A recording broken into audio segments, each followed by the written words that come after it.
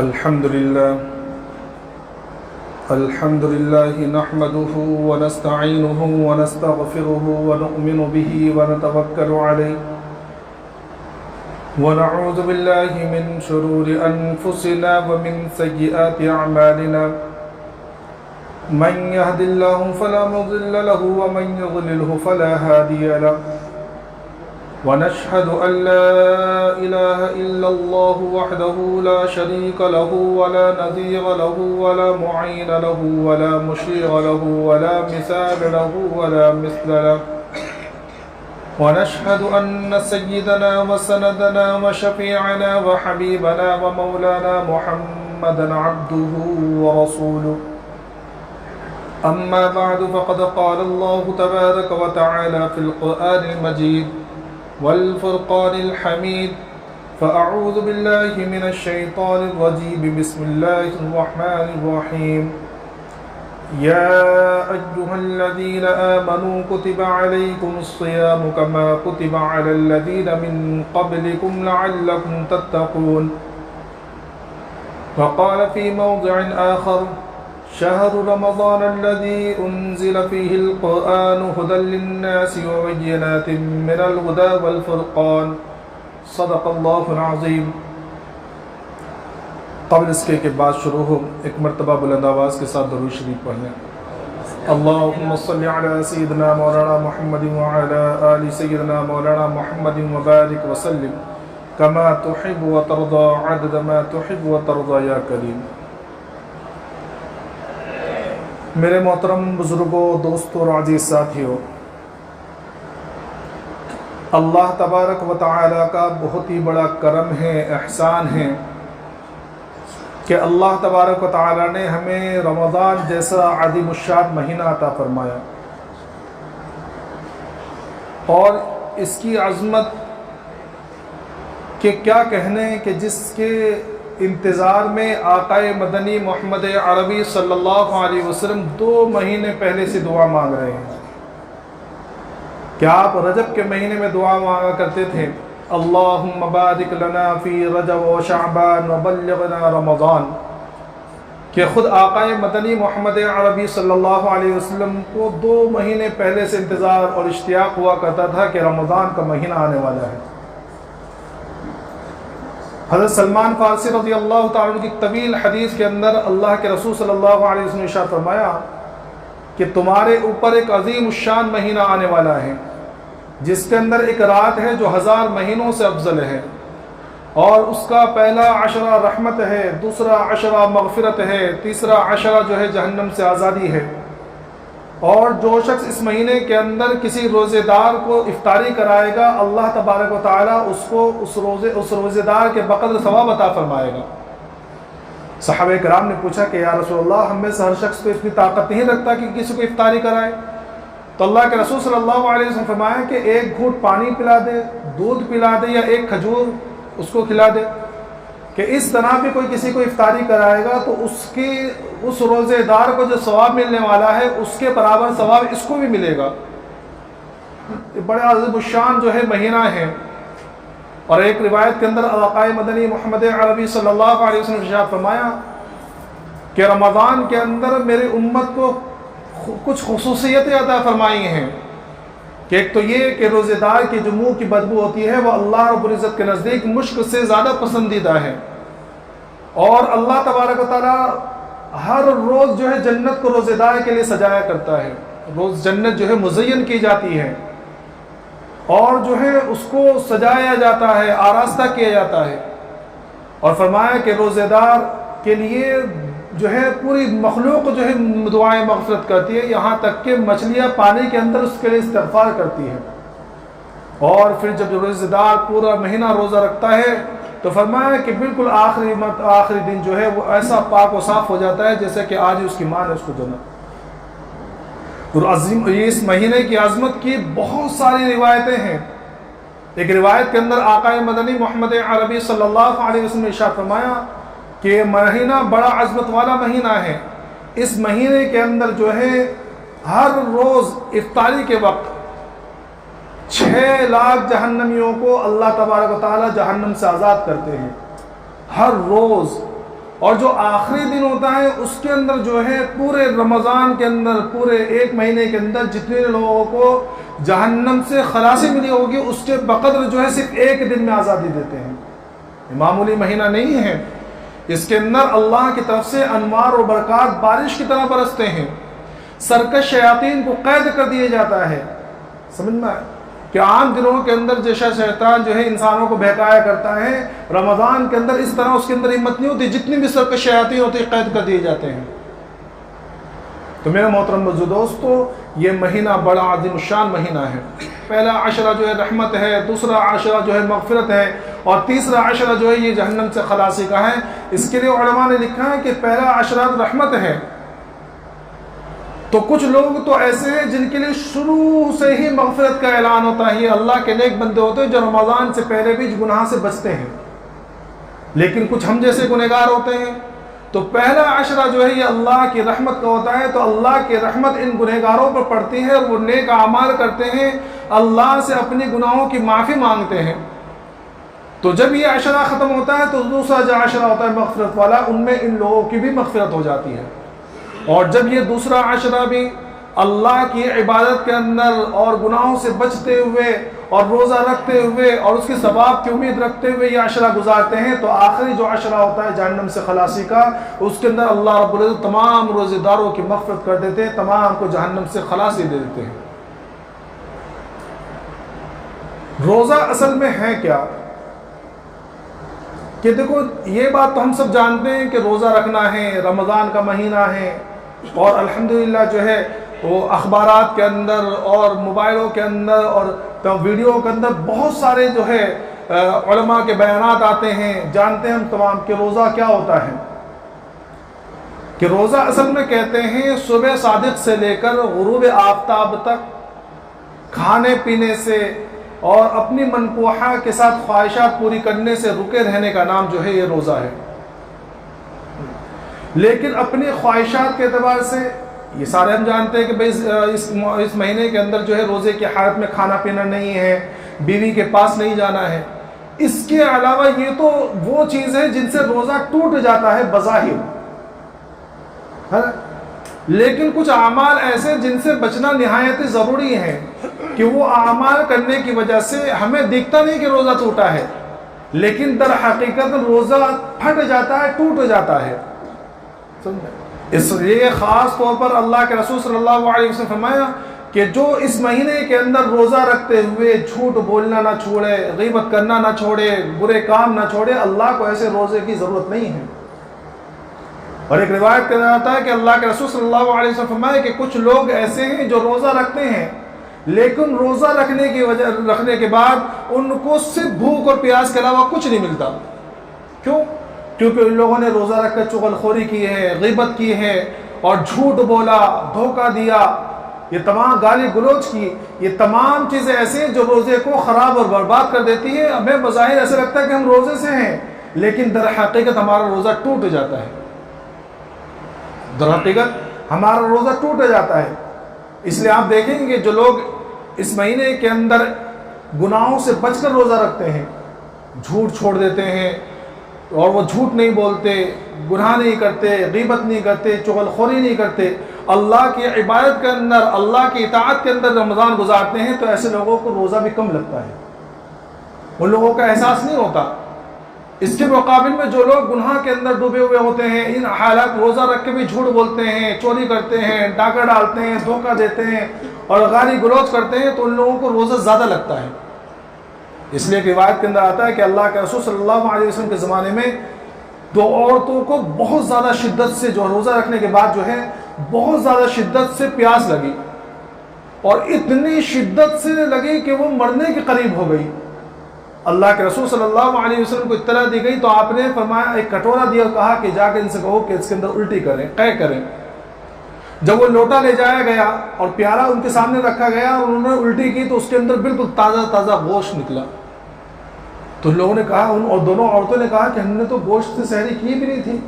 تو اللہ کے رسول صلی اللہ علیہ وسلم فرمایا کہ انہوں نے روزہ تو رکھا تھا، لیکن روزہ رکھنے کے بعد اس حالت کے اندر پھر کسی کی غیبت کی تھی، جس کی وجہ سے اللہ نے ان کے اوپر اس روزے کو سخت کر دیا. اور یہ اللہ نے اس زمانے کے اندر اللہ کے رسول صلی اللہ علیہ وسلم کے زمانے کے اندر اور ہم لوگوں کو بتلانے کے لیے اس کو شکل دے کے بتلایا کہ دیکھو یہ گوشت انہوں نے اپنے بھائی کا مردار کا گوشت کھایا تھا، جو غیبت کی شکل ہے۔ تو روزے کے اندر صرف کھانے پینے سے رکنا نہیں ہے، روزے کے اندر اپنے کانوں کی حفاظت بھی کرنی ہے، کانوں کا روزہ بھی ہے، زبان کا روزہ بھی ہے، آنکھوں کا بھی روزہ ہے، اور ہاتھوں کا روزہ بھی ہے، پیروں کا روزہ بھی ہے۔ ان تمام کا جب ہم روزہ رکھیں گے تو وہ انوار و برکات حاصل ہوں گے جو اصل میں روزے کے لیے ہیں۔ کہ کان کا روزہ کیا ہے؟ کہ کان کا روزہ یہ ہے کہ ہم کانوں سے کسی کی غیبت نہ سنیں، کانوں سے جو فحش بات ہے ان کو نہ سنیں، گانا بجانا میوزک جو ہے اس کو نہ سنیں۔ کہ آج افسوس کی بات ہے کہ ہمارے نوجوان اس روزے گزارنے کے لیے اپنے کانوں کے اندر گانے سنتے ہیں، جو غلط حرام کاری کی چیزیں وہ تمام چیزیں سنتے ہیں۔ تو ایسے لوگوں کے روزہ جو ہے یہ در حقیقت روزہ نہیں، یہ صرف بھوکا پیاسا رہنا ہے۔ اس لیے اپنے کانوں کی حفاظت کرے، اپنی زبان کی حفاظت کرے کہ زبان سے کوئی غلط بات نہ نکلے، جھوٹ، غیبت، چغل خوری، یہ سارے جو زبان کے گناہ، تمام گناہوں سے ہماری حفاظت ہم اس سے بچ کر روزہ رکھیں۔ آنکھوں کی حفاظت یہ ہے اور آنکھوں کا روزہ یہ ہے کہ ہم ان آنکھوں کو غیر محرم کے اوپر نہ ڈالیں، بد نظری نہ کریں، بد نگاہی نہ کریں۔ اور اس کا سب سے بہترین طریقہ یہی ہے کہ ہم بے فضول بغیر کسی کام کے بازاروں کے اندر نہ نکلیں۔ خاص طور پر جو دعا والا وقت ہوتا ہے نا، خاص طور پر جو عصر کے بعد والا وقت ہوتا ہے، اس کے اندر آپ دیکھ لیجئے کہ بازار میں سب سے زیادہ بھیڑ اس وقت ہوتی ہے۔ اس لیے خاص طور پر عورتوں کے لیے کہ اپنے کام کو اگر کسی وجہ سے بازار جانا بھی پڑے تو یہ بازار میں ایسے وقت میں جائے جس وقت جو ہے بھیڑ کم رہتی ہو، دوپہر کے وقت میں جائے کہ اس وقت بھیڑ کم ہوتی ہے، کہ عصر کا بعد کا وقت جو ہے اس میں بازاروں کے اندر نہ گھومیں، کہ بد نگاہی، بد نظری، کہ یہ اس سے روزہ بالکل ایسا ہوتا ہے گویا ہم نے روزہ رکھا ہی نہیں، صرف بھوکے پیاسے رہے۔ تو اپنے زبان کی حفاظت سمجھے، اور اپنے کانوں کی حفاظت، اپنی آنکھوں کی حفاظت، کہ رمضان کے اندر خوب عبادات کے اندر وقت گزارے، قرآن شریف کی تلاوت کرے، خاص طور پر کہ رمضان کا جو مہینہ ہے اس مہینے کو اللہ کی کتابوں کے ساتھ خاص جو ہے تعلق ہے۔ اس لیے آپ تاریخ اٹھا کے دیکھ لیجئے کہ جتنی بھی آسمانی کتابیں اور صحیفے نازل کیے گئے ہیں وہ رمضان کے اندر نازل کیے گئے۔ خود قرآن کریم کے بارے میں اللہ تبارک تعالیٰ نے ارشاد فرمایا شہر رمضان الذی انزل فیہ القرآن، کہ رمضان کا مہینہ وہ عظیم الشان مہینہ ہے جس مہینے کے اندر اللہ تبارک و تعالیٰ نے قرآن کریم کو نازل فرمایا، کہ 21ویں شب اور شب قدر، کہ اس کے اندر جو اللہ تبارک و تعالیٰ نے قرآن کریم کو نازل فرمایا۔ تو اس رمضان کے اندر، رمضان میں روزہ رکھ کر خوب قرآن کریم کی تلاوت کریں۔ اس لیے ایک روایت کے اندر اللہ کے رسول صلی اللہ علیہ وسلم نے ارشاد فرمایا کہ اس مہینے کے اندر 4 کاموں کا خصوصی جو ہے التزام کرے، 4 کاموں کو خصوصی طور پر کریں۔ کہ سب سے پہلے تو یہ کہ جو ہے خوب جو ہے اللہ کی تحلیل کرے، یعنی لا الہ الا اللہ، لا الہ الا اللہ، خوب جو ہے اللہ کی تسبیح بیان کرے۔ اور دوسرا جو ہے وہ استغفار کو لازم پکڑے، خوب استغفار کرے پورا مہینہ، کہ ایک تو لا الہ الا اللہ یعنی کلمے کی تسبیح کو خوب کرے، چلتے پھرتے اگر قرآن شریف نہ تلاوت کر رہا ہو، کوئی دوسرے کام میں مشغول ہو تو وہ کام کرتے کرتے جو ہے اول کلمہ پڑھتے رہے، لا الہ الا اللہ محمد رسول اللہ، لا الہ الا اللہ محمد رسول اللہ، اور اس سے فارغ ہو کچھ دوسرا کام نہیں ہے تو استغفار کرتے رہے، خوب استغفار کرے۔ اور دوسرا کام، 2 کام یہ ہیں جن سے کوئی چاروکار نہیں، وہ یہ ہے کہ ایک تو جنت کی دعا مانگے کہ اللہ مجھے جنت میں داخل فرما، جنت میں داخلہ آسان فرما، اور دوسرا یہ ہے کہ جہنم سے خلاصی مانگے، کہ جہنم سے بچنے کا، کہ یہ 4 کام خصوصی طور پر رمضان کے اندر کریں۔ میں نے شروع ہی میں پچھلے ہفتے بتایا تھا کہ رمضان کے اندر اپنے کاموں کی ترتیب بنائیں، بے ترتیبی سے کام نہ کریں، بلکہ پورا مہینے کا ایک شیڈول بنا لیں کہ بھئی ہمیں اس وقت جو ہے یہ کام کرنا ہے۔ اپنی ملازمت کے جو اوقات ہیں اس کے اندر اگر ہمارے ملازمت کے اوقات بھی متعین ہے کہ بھئی تمہیں 9 سے 5 تک یا 9 سے 6 تک کام کرنا ہے، تو وہاں جا کر بھی اپنے کاموں کی ترتیب بنائیں۔ بھئی تسبیح پڑھنے سے کوئی منع تو نہیں، تمہارا منہ کوئی تھوڑی پکڑ سکتا ہے، تو اب کام کر رہے ہیں، ہم جلدی جلدی کام کو نپٹا کے بیٹھ جائیں، تسبیح پڑھنا شروع کر دیں، اول کلمہ پڑھیں، استغفار کریں، جو صورت یاد ان صورتوں کو پڑھتے ہوئے وقت گزاریں۔ جو حافظ ہیں وہ قرآن کریم پڑھتے ہوئے وقت گزارے،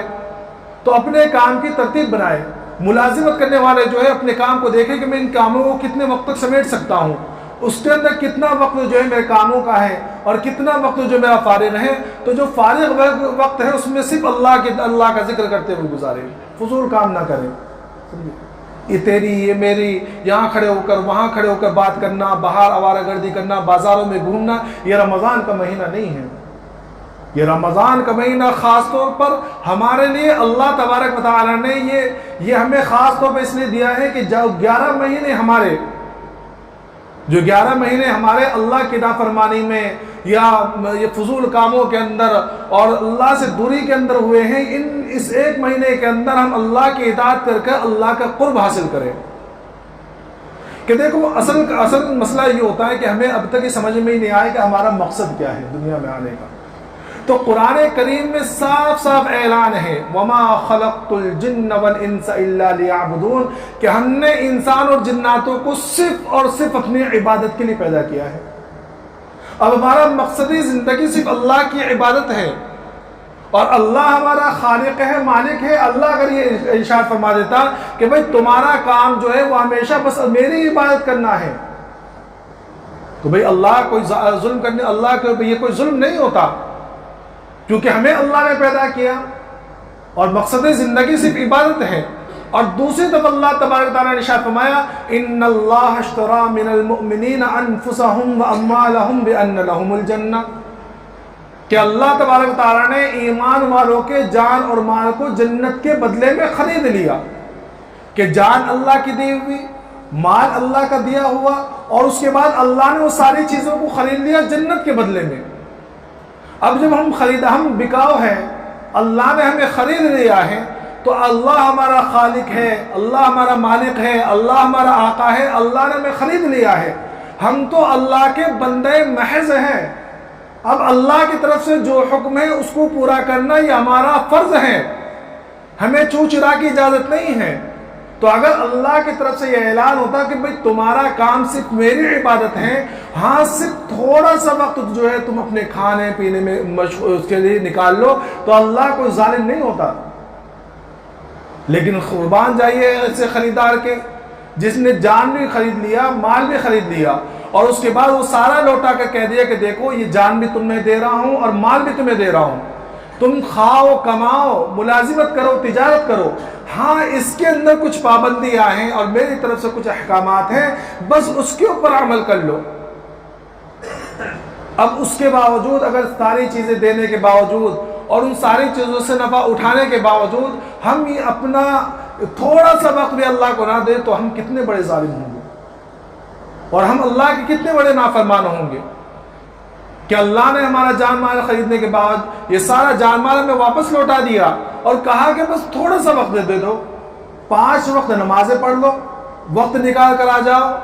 اور کچھ میرا ذکر کر لو۔ یہ 1 مہینہ ہے جو اس کے اندر میری اطاعت کے اندر وقت گزار لو، اور جیسا میں نے کہا ہے اور جیسا میرے نبی نے بتلایا اس طرح تم اپنے آپ کو ڈھال لو، اور یہ 1 مہینہ اس طرح روزے کی حالت میں گزار لو، اور جنت تمہیں دے دوں گا۔ اب اس کے اندر بھی اگر ہم غفلت کریں تو ہم کتنے بڑے نافرمان ہیں اللہ کے۔ اور میرے محترم دوستو، یہ روزہ وہ عظیم الشان عبادت ہے کہ جو بے ریا عبادت ہے، سمجھے کہ یہ رمضان، یہ روزہ جو ہے یہ خالص کوئی بندہ اگر روزہ رکھتا ہے تو حقیقتاً یہ اللہ کے خوف سے روزہ رکھ رہا ہے۔ کیوں؟ کیونکہ دیکھو ہم روزہ رکھ رہے ہیں، روزہ کی حالت ہم وضو کرنے کے لیے اگر بیٹھیں اور وضو کرتے ہوئے ہم پانی کلی کر رہے ہیں اور پانی منہ کے اندر ڈال رہے ہیں، تو اگر ہم نے 1 گھونٹ پانی لیا اور وہ آدھا گھونٹ باہر نکال دیا، آدھا حلق کے اندر ڈال دیا، پی گئے، تو کون دیکھنے والا ہے ہمیں؟ کسی کو پتہ چلتا ہے؟ نہیں پتہ چلے گا۔ لیکن اگر کوئی شخص اس طرح کر رہا ہے تو اس کا مطلب یہ ہے کہ وہ اس بات کو جانتا ہے کہ کوئی مجھے دیکھ نہیں رہا ہے، میرا دوست میرے رشتہ دار کوئی مجھے نہیں دیکھ رہے، لیکن ایک اللہ اور کی خالق اور مالک ہے جو مجھے دیکھ رہا ہے، وہ اللہ کے خوف سے پورا پانی باہر نکال دے رہا ہے۔ تو یہ رمضان اور یہ روزہ یہ بے ریا عبادت ہے۔ ہم روم کے اندر بیٹھے ہوئے ہیں، تنہا ہیں، کوئی گھر کے اندر نہیں ہے، اور فریج کے اندر بہترین مشروبات رکھے ہوئے، کولڈ ڈرنکس رکھے ہوئے، شربت رکھے ہوئے ہیں، اور ہم صرف اللہ کا خوف رکھتے ہوئے اور اس بات کو جانتے ہوئے کہ نہیں اللہ ہر چیز کو جاننے والا ہے، اللہ ہر جگہ حاضر و ناظر ہے، اور وہ فریج کھول کر ہم وہ ٹھنڈے مشروبات نہیں پی رہے ہیں، یہ اللہ کے خوف کی وجہ سے ہو رہا ہے۔ تو جب ہم یہ رمضان گزارتے ہیں اور ہم روزہ رکھتے ہیں صرف اللہ کے خوف کی وجہ سے، پھر اللہ کی طرف سے اعلان ہوتا ہے کہ یہ روزہ تم نے رکھا ہے، اور یہ روزہ اور مجھ سے ڈرتے ہوئے رکھا ہے، اور میرے خوف کی وجہ سے رکھا ہے، اور میرے محبوب صلی اللہ علیہ وسلم کے طریقے پر رکھا ہے، تو آج جاؤ اس روزے کا بدلہ نہ تو جبرائیل دے گا، نہ میکائیل دے گا، نہ کوئی فرشتے دیں گے، بلکہ اس روزے کا بدلہ میں خود دوں گا۔ اور اس روایت کو بعض لوگوں نے اجزی بھی کی جگہ پہ اجزا بھی پڑھا ہے، یعنی اس روزے کا بدلہ میں خود ہوں، اور میرے محبوب صلی اللہ علیہ وسلم کے بتلائے ہوئے طریقے پر رکھو گے اور میرے حکم کے مطابق رکھو گے تو اس روزے کے بدلے میں تمہیں جنت نہیں مل بلکہ جنت والا مل جائے گا، میں خود اس کا بدلہ ہوں گا۔ تو یہ روزہ بڑی عظیم الشان عبادت ہے، اور یہ روزہ اصل میں ہے کیا؟ یہ روحانی اعتبار سے تو یہ ہے کہ ہمارے اندر اللہ کو صفت ملکوتیت پیدا کرنا ہے۔ یہ 11 مہینے جو ہمارے غفلت کے اندر گزرتے ہیں اللہ کی نافرمانی میں اور اللہ کے حکموں کو توڑتے ہوئے، کہ یہ غفلت کے مہینے گزرنے کی وجہ سے ہمارے اندر صفت بہیمیت آ جاتی ہے۔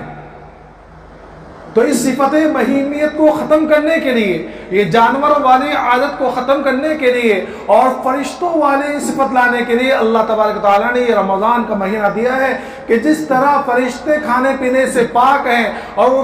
کھانے پینے کی ان کو ضرورت نہیں ہوتی ہے، وہ کھانے پینے کے محتاج نہیں ہوتے ہیں، تو اس طرح اللہ کی طرف سے حکم ہوا کہ تم اتنا وقت صبح صادق سے لے کر غروب آفتاب تک کھانے پینے سے دور رہو، میں تمہارے اندر صفت ملکوتیت پیدا کر دوں گا۔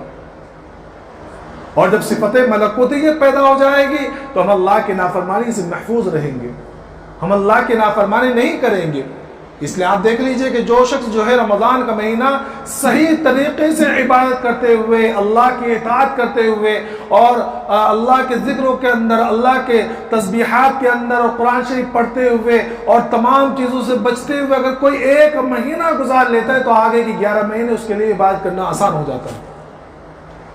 یہ جو رمضان کے بعد جو بھاگنے والے حضرات ہوتے ہیں یہ اکثر و بیشتر وہ ہوتے ہیں جن کے رمضان کے روزے صحیح طریقے سے نہیں گزرے ہوتے، گناہوں کے اندر غیبت کرتے ہوئے، چغل کرتے ہوئے، یا کم از کم بہت سے ایسے ہوتے ہیں کہ رمضان میں بہت ساری چیزوں سے بچ تو رہے ہیں لیکن جب افطار کرنے کے لیے بیٹھے ہیں تو جو فروٹ کھا رہے ہیں، جو کھانا کھا رہے ہیں وہ حرام مال سے، تو حرام سے بچتے ہوئے، حرام کاری سے بچتے ہوئے اور بدنگاہی سے بچتے ہوئے، غیبت سے بچتے ہوئے، تمام گناہوں سے بچتے ہوئے، اللہ کی اطاعت کرتے ہوئے اور اللہ کے محبوب صلی اللہ علیہ وسلم کے طریقے پر اگر کوئی روزہ رکھے گا تو انشاءاللہ ثم انشاءاللہ یہ آگے کی 11 مہینے جو ہے وہ اللہ سے دور نہیں بھاگے گا، وہ اللہ کے قریب ہی رہے گا، اللہ اس کو اپنا قرب عطا فرمائے گا۔ سمجھ میں آ رہا ہے؟ اس لیے رمضان کو کھاتے پیتے نہ گزاریں، رمضان کو کھاتے پیتے نہ گزاریں، رمضان کو جو ہے اللہ کی عبادت کے اندر اور اللہ کے اطاعت کے اندر گزارے، اس کی نافرمانی نہ کریں۔ ہاں کچھ چیز کھا پی سکتے ہیں۔ عطا اللہ شاہ بخاری رحمۃ اللہ علیہ سے کچھ لوگ ایسے ہوتے ہیں نا کہ وہ علماء کی اور ملاؤں کی بڑی مذاق اڑاتے ہیں، وہ سمجھتے ہیں کہ ان کو کچھ عادت جاتا تو ہے نہیں، تو کسی نے بطور مذاق کے عطا اللہ شاہ بخاری رحمۃ اللہ علیہ سے پوچھا کہ حضرت کچھ ایسا فارمولہ بتائیے کہ آپ کے پاس تو ملاؤں کے پاس تو بڑے فارمولے ہوتے ہیں، کچھ ایسا فارمولہ بتائیے کہ میں روزے کی حالت میں کھاتا پیتا بھی رہوں اور میرا روزہ نہ ٹوٹے۔ کیا کہا؟ کہ میں روزے کی حالت میں کھاتا پیتا بھی رہوں اور میرا روزہ نہ ٹوٹے۔ تو عطا اللہ شاہ بخاری رحمۃ اللہ علیہ نے فوراً برجستہ جواب دیا کہ کام کرو، کسی کو متعین کر دو اور وہ تمہارے سر کے اوپر 4 جوتے مارتا رہے دن بھر، تو تم جوتے کھاتے رہو اور غصہ پیتے رہو، تمہارا روزہ نہیں ٹوٹے گا۔ سمجھ میں آ رہا ہے؟ جوتے کھاتے رہو اور غصہ پیتے رہو تو کھانا پینا بھی ہو جائے گا اور روزہ بھی نہیں ٹوٹے گا۔ تو اپنے روزے کو جو ہے یہ بالکل رمضان کا مہینہ ہمارا جیسا اللہ کی طرف سے حکم ہے اور اس کے محبوب صلی اللہ علیہ وسلم نے جو بتلایا اس طریقے سے رمضان کو گزارے۔ اب جو ہے کچھ مسائل ہیں جو پوچھے گئے ہیں رمضان کے تعلق سے۔ تو سب سے پہلے تو میں نے بتلا دیا کہ روزہ کہتے کس کو ہے، کہ صبح صادق سے لے کر غروب آفتاب تک کھانے پینے سے رکے رہنا، خواہشات نفسانی سے رکے رہنا، اپنی منقوحہ بیوی کے ساتھ جو ہے ہم بستری وغیرہ کرنے سے رکے رہنا، اس کا نام ہے روزہ۔ اب اس کے اندر کچھ چیزیں ایسی ہیں جو کر سکتے ہیں اور لوگوں کو معلوم نہیں ہے، لیکن وہ سمجھتے ہیں کہ اس سے روزہ ٹوٹ گیا نہیں ٹوٹا، تو اس کے بارے میں کچھ مسائل پوچھے ہیں، وہ آپ سمجھ لیجئے کہ سب سے پہلے ایک مسئلہ تو یہ جو کسی نے پوچھا مجھ سے خاص طور پر، وہ یہ ہے کہ سحری کے وقت میں اگر کسی کو احتلام ہو جائے، ناپاکی کی حالت میں سحری کا وقت ہو رہا ہو، تو سحری کر سکتے ہیں یا نہیں کر سکتے، سحری ہوگی یا نہیں ہوگی؟ تو بھئی یہ صاف سمجھ لیجئے کہ سحری کے لیے پاک ہونا ضروری نہیں ہے، سحری کا وقت ہونا ضروری ہے، سمجھ میں آ رہا ہے؟ تو اگر کسی شخص کو رات کے اسی بالکل ایسے وقت میں نائٹ فال ہوا کہ وہ اٹھا، روز سحری کا وقت جو بہت کم رہ گیا ہو، تو وہ اب نہانے کے چکر میں نہ پڑے، بلکہ پہلے سحری کر لے، اس کے بعد غسل کر لے جلد سے جلد۔ یا ناپاکی کی حالت میں اس نے سحری کر لیا تو اس کا روزہ ہو جائے گا، سحری بھی ہو جائے گی۔ اب ایک مسئلہ دوسرا یہ ہے کہ اگر روزے کی حالت میں احتلام ہو جائے تو کیا کرے؟ روزہ ٹوٹے گا یا نہیں ٹوٹے گا؟ تو اگر روزے کی حالت میں کسی کو احتلام ہو گیا نیند کی حالت میں، تو احتلام اگر ہو گیا ہے روزے کی حالت میں تو اس کا روزہ نہیں ٹوٹے گا، وہ اٹھ کر فوراً غسل کر لے، روزہ ہو جائے گا۔ اسی طرح روزے کی حالت میں تیل لگانے سے، سرما لگانے سے، عطر لگانے سے یا بال کاٹنے سے روزہ نہیں ٹوٹتا ہے، سمجھ میں آیا؟ اسی طرح اگر آنکھوں کے اندر کسی نے دوائی ڈالا تو بھی روزہ نہیں ٹوٹے گا، لیکن کان کے اندر اور ناک کے اندر اگر کسی نے دوائی ڈالا تو روزہ ٹوٹ جائے گا۔ کان اور ناک کے اندر اگر کسی نے دوائی ڈالا یا کان کے اندر جان بوجھ کر اس نے پانی ڈالا، غسل کر رہا تھا تو جان بوجھ کر کان کے اندر پانی ڈالا تو بھی روزہ ٹوٹ جائے گا۔ اگر غلطی سے کان کے اندر پانی چلا گیا تو روزہ نہیں ٹوٹے گا، لیکن اگر کسی نے کان کے اندر پانی ڈالا یا کان کے اندر اور ناک کے اندر جو ہے دوائی ڈالا تو روزہ ٹوٹ جائے گا۔ اصل مسئلہ روزے کے ٹوٹنے کا یہ ہے کہ جوف معدہ جو ہوتا ہے، جو پیٹ ہوتا ہے معدہ، اس کے اندر اگر کوئی چیز پہنچ جائے تو روزہ ٹوٹ جاتا ہے، سمجھ میں آ رہا ہے؟ تو یہ آنکھوں کے اندر کوئی دوائی ڈال رہا ہے تو آنکھ کے اندر دوائی ڈالنے سے وہ معدے کے اندر دوائی نہیں پہنچتی، لیکن اگر کان کے اندر دوائی ڈال رہا ہے یا آنکھ جو ہے ناک کے اندر دوائی ڈال رہا ہے تو یہ معدے کے اندر پہنچ جاتی ہے، اس وجہ سے روزہ ٹوٹ جاتا ہے۔ ارے سمجھ میں آ رہا ہے؟ ہاں، اسی طرح تیل لگانے سے روزہ نہیں ٹوٹتا، نہانے سے روزہ نہیں ٹوٹتا، بال کاٹنے سے روزہ نہیں ٹوٹتا۔ اگر روزے کی حالت میں کسی نے بال کاٹے ہوں تو بھی روزہ نہیں ٹوٹے گا، سمجھ میں آ رہا ہے؟ کچھ مسئلہ پوچھنا چاہتے ہیں؟ ہاں، اچھا، ایک مسئلہ یہ بھی ہے کہ روزے کی حالت میں انجیکشن لینے سے بھی روزہ نہیں ٹوٹتا ہے، سمجھ میں؟ انجیکشن لینے سے یا کسی نے گلوکوز چڑھایا ہو، طبیعت خراب ہو گئی ہے، اب ظاہر سی بات ہے دوا تو کھا نہیں سکتا، تو اگر انجیکشن گلوکوز وغیرہ چڑھا رہا ہو، اگر گلوکوز بیماری کی وجہ سے ہو یا طاقت کی وجہ سے ہو تو بھی روزہ نہیں ٹوٹے گا۔ کیوں؟ کیونکہ وجہ میں نے بتلا دی ہے، یہ گلوکوز وغیرہ جو چڑھاتے ہیں، انجیکشن جو چڑھاتے ہیں، یہ نسوں کے اندر ہوتا ہے، پیٹ کے اندر نہیں جاتا ہے۔ تو روزے کی حالت میں انجیکشن لینے سے یا گلوکوز چڑھانے سے اس حالت میں بھی روزہ نہیں ٹوٹے گا۔ ہاں، روزہ ٹوٹتا کیسا ہے؟ روزہ ٹوٹتا ہے کہ اگر جان بوجھ کر کسی شخص نے کھا لیا یا پانی پی لیا یا کوئی بھی پینے کی چیزیں وہ پی لیا ہو، یا جان بوجھ کر جو ہے اپنی بیوی سے ہم بستری کر لی تو روزہ ٹوٹ جائے گا، اور جان بوجھ کر کرنے سے قضا اور کفارہ لازم آئے گا۔ قضا کیا ہے؟ قضا تو یہ ہے کہ ایک روزے کے بدلے میں ایک روزہ رکھے، اور کفارہ یہ ہے کہ وہ روزہ جان بوجھ کر توڑنے کی وجہ سے 60 دن کے روزے رکھے۔ کتنے؟ 60 دن کے روزے رکھے، وہ بھی لگاتار روزے رکھنا ہے۔ اگر درمیان میں کسی وجہ سے ایک روزہ چھوٹ گیا تو پھر اثر انہوں رکھنا پڑے گا۔ یہ بڑا اہم مسئلہ ہے، اس لیے جان بوجھ کر کھانا پینا یا جان بوجھ کر بیوی سے ہم بستری کر دینا، اس وجہ سے روزہ ٹوٹ جائے گا، قضا اور کفارہ دونوں لازم آئیں گے۔ اگر کسی شخص نے بھولے سے کھا پی لیا تو بھی روزہ نہیں ٹوٹے گا، سمجھ میں؟ اگر کسی شخص نے کھانا کھا لیا، یاد نہیں تھا روزے سے کھانا کھا لیا یا کوئی دوسری چیز کھا لیا یا پانی پی لیا تو بھی روزہ نہیں ٹوٹے گا۔ اگر کوئی شخص کسی دوسرے کو کھاتے پیتے دیکھے تو کیا کرے؟ تو اس کے اندر تفصیل یہ ہے کہ اگر کوئی شخص کسی دوسرے کو کھاتے پیتے ہوئے دیکھے تو اگر سامنے والا شخص بوڑھا ہے، ضعیف ہے، کمزور ہے تو اس کو نہ روکے، نہ کھانے دے،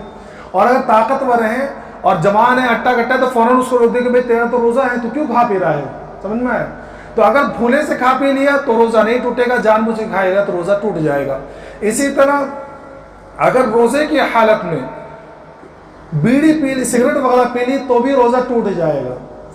بیڑی سگریٹ پینے سے روزہ ٹوٹ جاتا ہے۔ ہاں، اس حالت میں کفارہ تو لازم نہیں ہوگا لیکن قضا لازم آئے گی۔ کیا قضا لازم آئے گی؟ کیونکہ جنایت جو ہے یعنی جرم جو ہے مکمل نہیں ہوا ہے، تو یہ بیڑی سگریٹ یہ ساری چیزیں پینے سے بھی روزہ ٹوٹ جاتا ہے۔ اسی طرح منجن وغیرہ کسی نے کیا تو اگر منجن وغیرہ کیا ہے، ٹوتھ پیسٹ کیا ہے، تو اس کا اگر کوئی ذرہ اندر نہیں گیا پیٹ کے اندر تو روزہ ٹوٹے گا تو نہیں، لیکن مکروہ تحریمی ہے،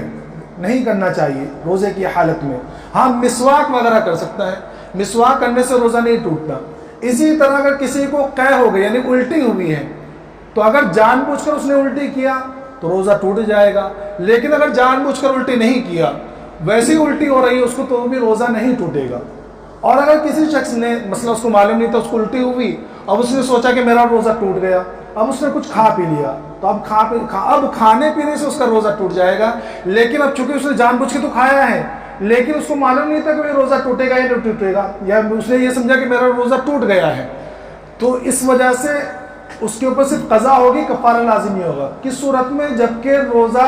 الٹی کی وجہ سے اس نے یہ سوچا کہ الٹی ہونے کی وجہ سے میرا روزہ ٹوٹ گیا ہے، اس کے بعد اگر اس نے کھایا پیا ہے تو روزہ تو اس کا ٹوٹ گیا، روزہ نہیں ہوگا، لیکن اس حالت میں اس کے اوپر قضا لازم ہوگی، کفارہ لازم نہیں ہوگا۔ یہ رمضان کے روزے کے کچھ مسائل تھے۔ اس کے علاوہ جتنے بھی کام ہیں میں نے بتلایا کہ جو جھوٹ بولنا، غیبت کرنا، چغل خوری کرنا، ان تمام چیزوں سے روزہ ٹوٹتا تو نہیں ہے بظاہر،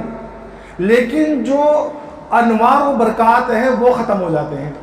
انوار و برکات ہیں وہ ختم ہو جاتے ہیں۔ اس لیے روزے کی حالت میں جس طرح کھانے پینے سے بچ رہے ہیں ہم، اسی طرح یہ تمام چیزوں سے، جھوٹ بولنے سے، غیبت کرنے سے، چغل خوری کرنے سے، تمام چیزوں سے بھی بچیں۔ اسی طرح جو ہے اب رمضان کے اندر جو ہے خاص طور پر میں بتلاتا ہوں کہ سحری کرنا یہ سنت ہے۔